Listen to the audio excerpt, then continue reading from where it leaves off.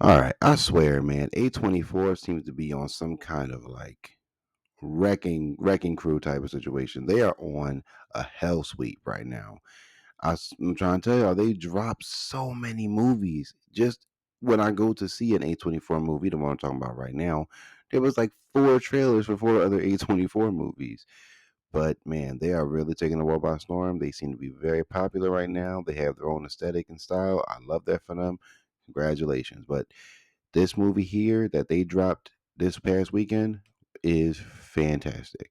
I also got the joy of experiencing it in IMAX, and you guys should definitely do that as well. This movie, Warfare, is awesome. I'm pretty sure this is an Alex Garland film, and Alex Garland is also responsible for other really, really awesome films like Civil War.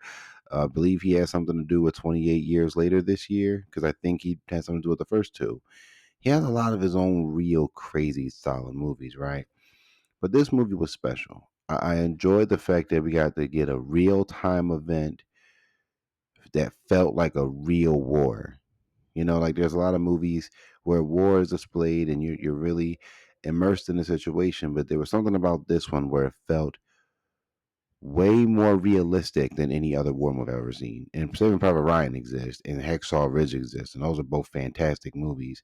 But this one, this hit different. It was like I was in the situation. It might have been the really good sound quality, the really good design, the fact that it didn't feel like an action movie. Because, you know, there are those movies where the guy shoots up a whole block and 20 people get killed and he's completely okay. He might get a scratch or two.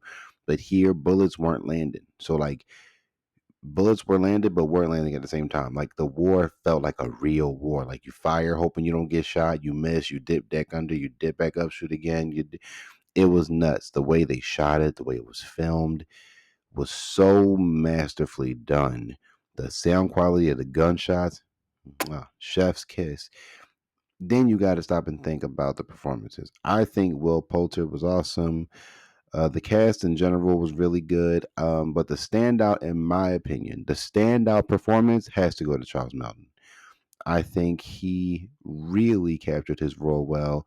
It felt natural to him, which is really cool.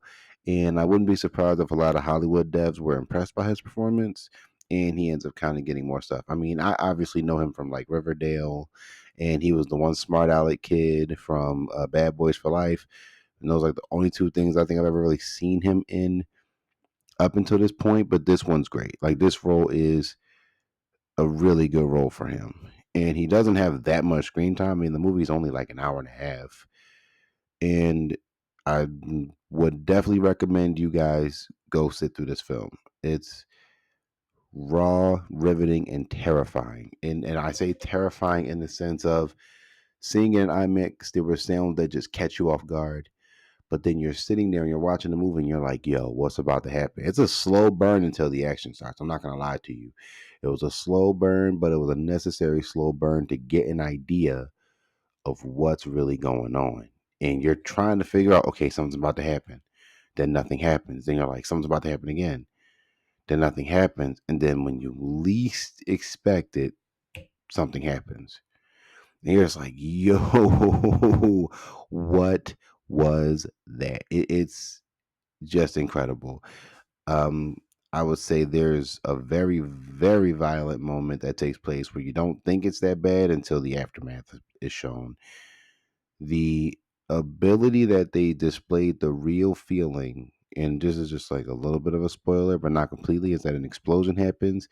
You know, you get that sound effect that takes place, but it goes on for a while. And the way the voices carry under it, the way things sound, the breathing, the coughing, all of that stuff, the injuries were gross, but they were real and it was gory as hell.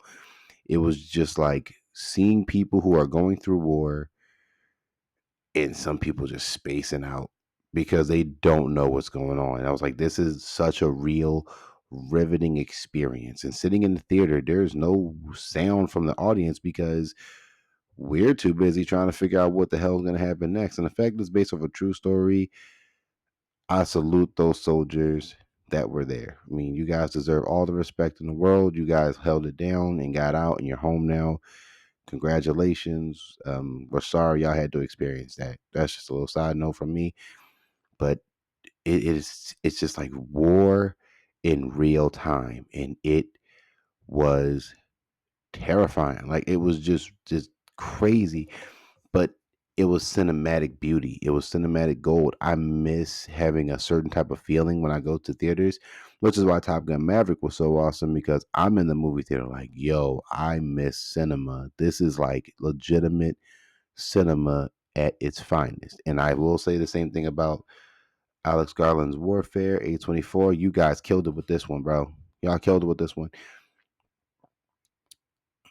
War films actually tend to do really well as far as like being done and being really good.